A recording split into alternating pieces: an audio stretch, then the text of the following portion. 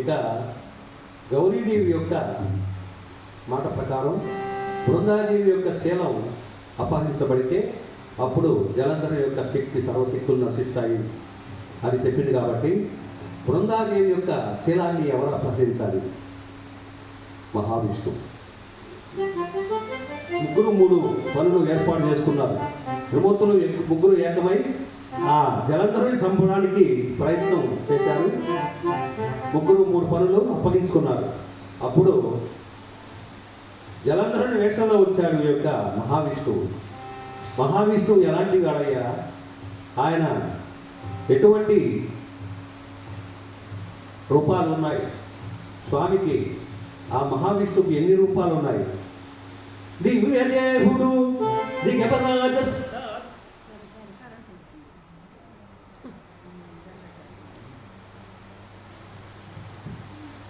దివ్యదేవుడు దిగపరాజ సుందరండ సంకాశ దీర్ఘ చతుర్బాహుడు ఓ ఐశ్వర్య ప్రదుడు కంజాత శంకర చక్ర సారంగ గదాధరుడు కందర్పకోటి సుందరుడు రాక విరాజమాన రాజమండల సన్నిభవదనుడు సౌభాగ్య సదనుడు భాసమాన భాస్కర బింబ ప్రతి విరాజిత రత్నరాజ విరాజమాన కిరీట కుండలుడు శ్రీవత్స లక్షణ లక్షిత వక్షో మండలుడు రమణీయ కౌస్తుభ ఖండికాలంకృత కందరుడు నిరంతర పరిమళ పీత వనమాలిక బంధురుడు నానావిధ గంభీర హార వేయూర కటక కంకణ మేకలాంగులీయక విభూషణ వ్రాత సముజ్వలుడు ఇకట విలంబమాన నీల స్నిగ్ధ కుంచిత కుండలుడు కర్ణచంద్ర చంద్రికావళిత మందహాసుడు సహస్ర కోటి సూర్య సంఘాత సన్నిభుడు ఆద్యుడు అనవర్జుడు అఖిల జనహృద్యుడు అనంతుడు అద్వైతుడు వేదాంత వేద్యుడు జనసాగర శీనుడు లక్ష్మీ మనోవల్లభుడు ఆదినారాయణుడు వేదనారాయణుడు అయినటువంటి విష్ణుమూర్తి అక్కడ జలంధరుని వేషం ధరించారు. జలంధరుని వేషం ధరించి నేరుగా బృందాదేవి యొక్క మందిరంలోకి వెళ్ళారు. బృందాదేవి, ఇన్నాళ్ళు నేను దుర్మార్గుడుగా ప్రవర్తించాను. నిన్ను ఏ విధంగా కూడా నేను పరామర్శించలేదు. వీళ్ళు ఇప్పటి నుండి భారీగా స్వీకరిస్తాను, ఎంతో అన్యోన్యంగా అనురాగంతో ప్రేమతో ఉంటాను అని మాయమాటలు చెప్పి ఆమె ఏమరుపాటులో ఉన్నటువంటి సమయంలో ఆమె యొక్క శీలాన్ని అపహరించాడట మహావిష్ణువు. జై శ్రీమంద్రమారమణ గోవింద. ఎప్పుడైతే బృందాదేవి యొక్క శీలం అపహరించబడిందో జలంధరుడి యొక్క సర్వశక్తులు నశించారు. అదే అదనుగా భావించి పరమేశ్వరుడు ఒక్క తోలంతో ఒక్క పోటు పడతాడు, మరణించాడు. పరమేశ్వరుని యొక్క ఆ సోల ధాటికి జలంధరుడు మరణించాడు. మరణించిన వెంటనే ఆశ్చర్యచకితురాలైంది, ఆశ్చర్యచకిత మానసురాలైంది ఈ యొక్క బృందాదేవి చూసి. అవునా, ఇంతలోనే మాయ కప్పింది. నా మందిరంలో ఉన్నాడే నా యొక్క భర్త, నా దగ్గరికి వచ్చి ఉన్నాడే ఇక్కడ, ఇంతలోనే ఇలాంటి అఘాయిత్యం జరిగిందా, ఏమిటిది, ఆశ్చర్యంగా ఉన్నది అని మహాపతివ్రత శిరోమణి కాబట్టి ఆమె పాతివ్రత్య మహత్యం చేత తెలుసుకున్నది. ఓహో, త్రిమూర్తులు ముగ్గురు ఏకమై ఒక ఆడదాన్ని, ఒక అపలను ఈ విధంగా మోసం చేస్తారా? మోసం చేసి నా యొక్క భర్తను సంహరిస్తారా? మీరెవరైతే నాకే ఈనాటి నుండి మీరు పాషండుల గురుగాక, పాషండుల గురుగాక చెప్పించి త్రిమూర్తులు ముగ్గురిని కూడా బృందాదేవి చెప్పించింది. ఏమని? రాళ్ళుగా మారిపోండి, నా యొక్క భర్తను సంహరించారు మీరు, ఒక అబలను ఆడదాన్ని మోసం చేసి ఈ విధంగా చేశారు, మీరెవరైతే నాకే రాళ్ళుగా మారిపోండి చెప్పించగానే ముగ్గురు రాళ్ళుగా మారిపోయారు. ఇక త్రిమూర్తుల భార్యలు లక్ష్మీదేవి, సరస్వతీదేవి, పార్వతీదేవి ముగ్గురు వచ్చి ఆ తల్లిని ప్రార్థన చేశారట. అమ్మా, త్రిమూర్తులు లేకపోతే ఈ ప్రపంచం అరాచకమైపోతుంది తల్లి, మాకు మట్టి భిక్ష పెట్టు తల్లి అని కొంగుబట్టి యాచించారట. నీ పతివ్రత తత్వానికి మాకు నమస్కారం తల్లి, మా భర్తను బతికించి మమ్మల్ని కాపాడు తల్లి అని కొంగుబట్టి యాచించారట త్రిమూర్తుల భార్యల ముగ్గురు కూడా. అప్పుడు ఆ తల్లి బృందాదేవి, అమ్మా, నేను మహాపతివ్రతనైతే, నేను జలంధరుని యొక్క భార్యనైతే, నా భర్త లేకుండా నేను కూడా బ్రతకలేదు, నేను మరణిస్తాను. నేను మరణించిన వెంటనే మీ యొక్క భర్తలు ముగ్గురు కూడా మళ్ళీ బ్రతుకుతారమ్మా.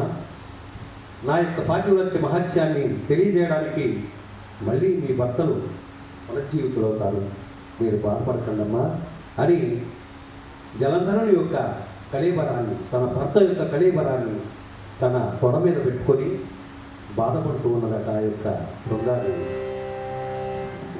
దానవ వంశవానిధి సుధాకర ప్రాణపతి జలంధరా, పెనొకనాడయేని చేయనుగను పాంపు మీద, ఈ గోలిపు భగ్గు భగ్గుమని మండుతున్న అగ్గిలో దూకి మేనిగజేతు నీ కెడమైన కొరంత చీరగం. దానవ వంశవానిధి ప్రాణపతి జలంధరా,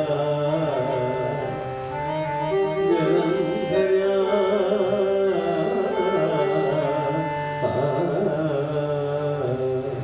స్వామి, ఏనాడు కూడా బ్రతికి ఉండగా నా యొక్క శయ్యాగృహంలోకి మీరు రాలేదు. కాబట్టి నా కోరిక ఏమిటంటే, ఈనాడైనా నేను మరణిస్తాను స్వామి, ఈనాడైనా ఈ చితిలో కాలేటువంటి సమయంలోనైనా మీ ప్రక్కన పడుకోనిస్తారా స్వామి అని కన్నీరు మున్నీరుగా దుఃఖిస్తూ, దానవ వంశవానిధి ప్రాణపతి జలంధరా, ఏనొక నాడయేని శయించి ఎరుగను పాప అని కన్నీరు మున్నీరుగా దుఃఖిస్తూ తన నిజయోగ సమాధి చేత కీలికీలకు తనకు తానే అగ్ని రగించుకొని ఆ జలంధరునితో పాటు మరణించింది ఆ యొక్క బృందాదేవి. జయ శ్రీమద్రమణ గోవింద, జయ ఆంజనేయవన గోవింద, జయ ప్రహ్లాదవన గోవింద, పార్వతీ పదయే వెంకటరమణ గోవింద గోవింద.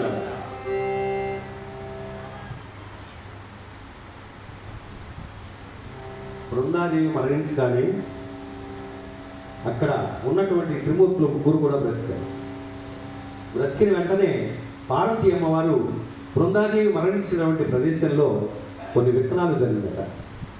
విత్తనాలు చల్లగానే అక్కడ మొలకెత్తే అవే తులసి మొక్కలు.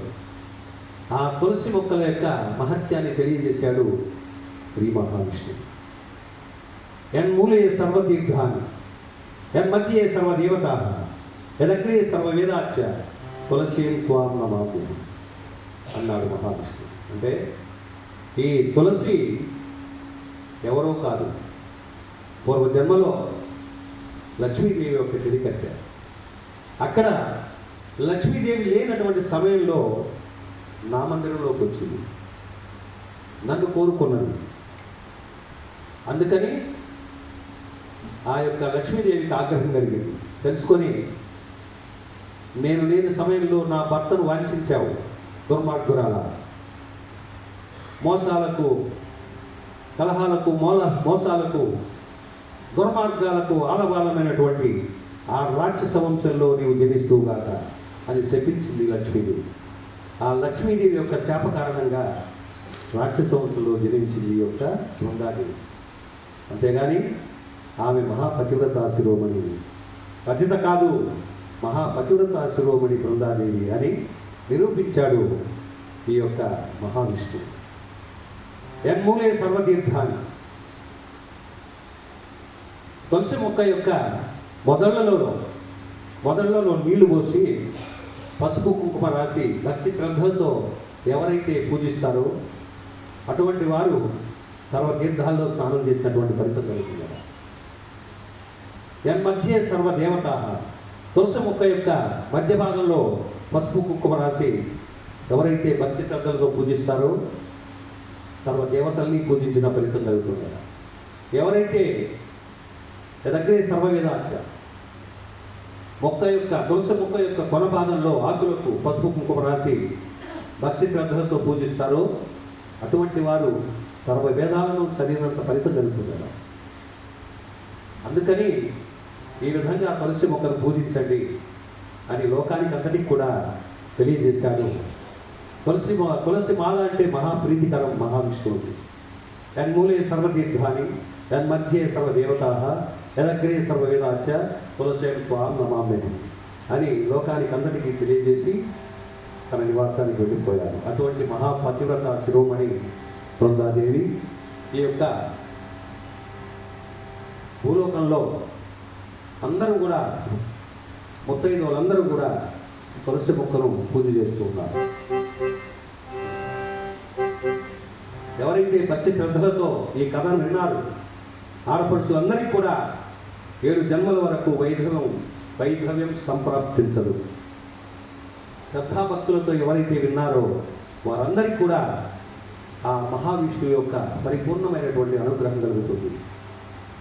కాబట్టి శ్రద్ధాభక్తులతో విన్నటువంటి వారందరికీ కూడా మా యొక్క నమస్కారాలు తెలియజేసుకుంటూ అందరికీ జై శ్రీమద్రమారమణ గోవింద, జై ఆంజనేయ వరద గోవింద, జై ప్రహ్లాద వరద గోవింద, హర నమ పార్వతీపదయే, హర హర మహాదేవ శంభో శంకర. భక్తులందరూ కూడా ఆరతి తీసుకొని వెళ్ళవలసిందిగా కోరుతుంది. శ్రీరామపాద వాక్యం శ్రీరామదూతం